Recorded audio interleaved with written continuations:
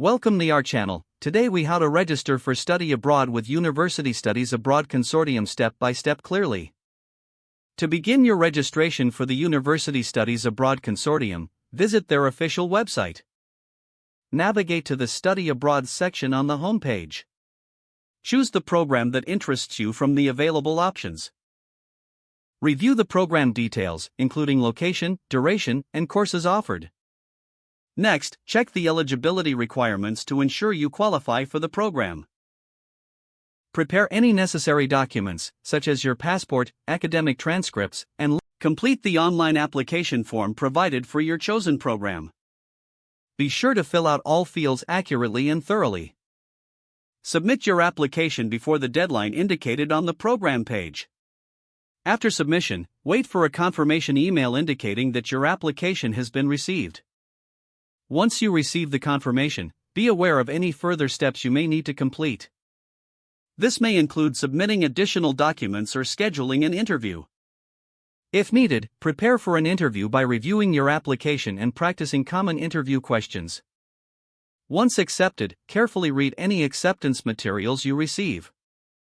Follow the instructions for securing your spot in the program, which may involve paying a deposit.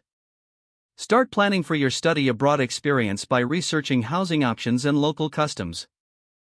Finally, make sure to attend any pre-departure orientations offered by the consortium.